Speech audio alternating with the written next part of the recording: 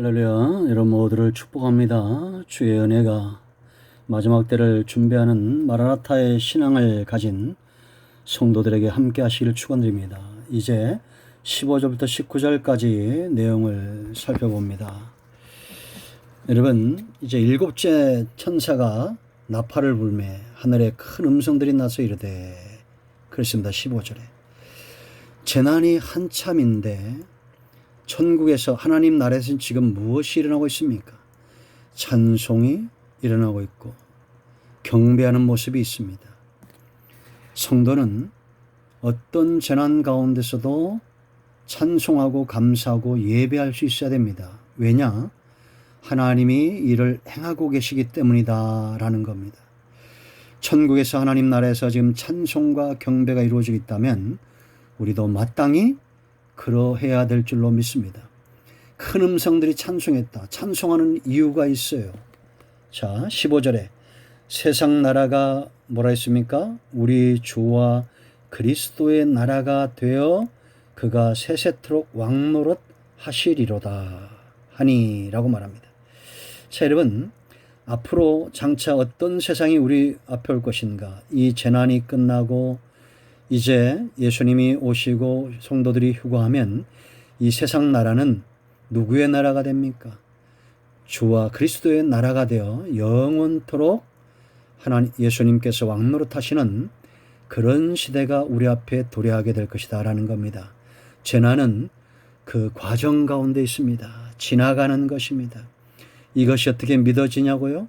믿어집니다. 그것이 믿음은 선물로 주어지기 때문이고 우리는 현상을 보는 것이 아니라 하나님을 믿기 때문입니다. 믿어집니다. 하나님의 나라에 산다는 것이 감사하고 찬송입니다. 세상에 힘 있는 나라들은 자신들의 그 권위, 힘을 나타내죠. 그리고 그들의 삶들을 노래합니다.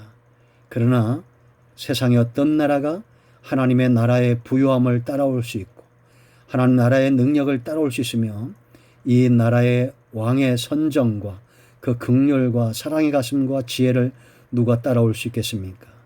하나님 나라를 지금 이미 임한 하나님 나라를 살고 있다면 온전히 이루어질 하나님 나라를 소망하며 찬송하시기 바랍니다. 자, 16절 말씀 보세요. 이렇게 큰 음성이 찬양하니까 화답하는 사람들이 있습니다.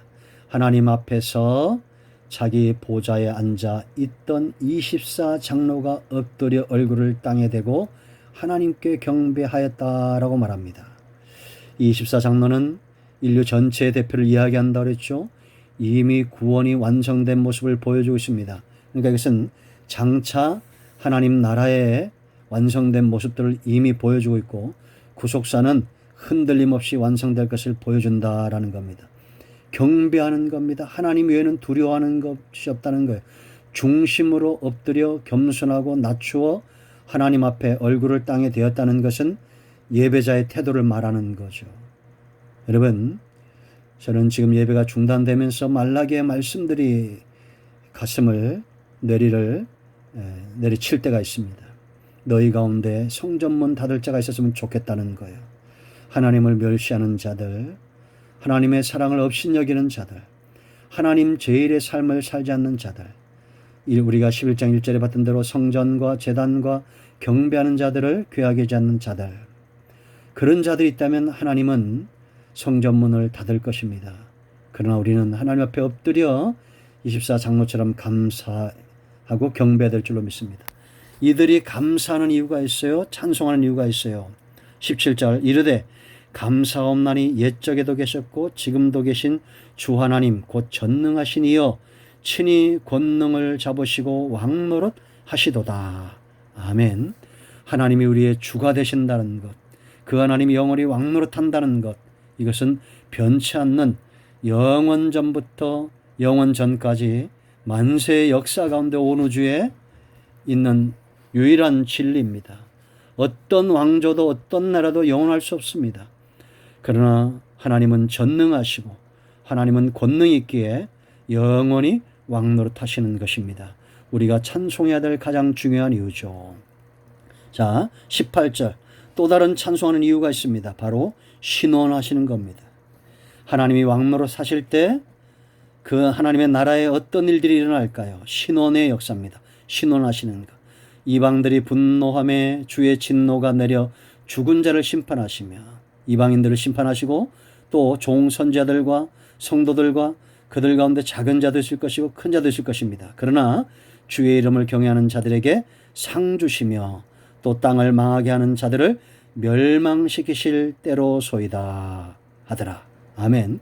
하나님의 심판은 백성들에게는 신혼의 때입니다. 장차 하나님의 나라가 임하면 작은 자든 큰 자든 하나님을 경외하는 자들에게 신혼의 때가 올 거예요. 이제 19절에서 이 모든 언약 하나님이 보여주신 것이 확실함을 눈으로 보여줍니다. 이 하늘에 있는 하나님의 성전이 열리니 성전 안에 하나님의 뭐가 있다고 그랬습니까? 언약궤가 보이며 또 번개와 음성들과 우레와 지진과 큰 우박이 있더라. 번개, 음성, 우레, 지진, 큰 우박은 하나님의 의지를 가리키고 언약궤는 하나님의 신실함을 이야기합니다. 모세가 보았던 언약, 그래서 성도들은 언약 백성이요 하나님은 신실하신 분입니다. 우리는 마땅히 찬송하고 감사하고 이 재난 가운데 천국에서 찬송이 있다면 하늘에서 이룬 뜻 이 땅에 이루어진다면 우리는 마땅히 찬송해야 될 줄로 믿습니다. 아멘. 이제 12장으로 넘어갑니다. 요한계시록 말씀대 열려 기도하시고 코로나19 종식을 위해서 기도하겠습니다. 아멘.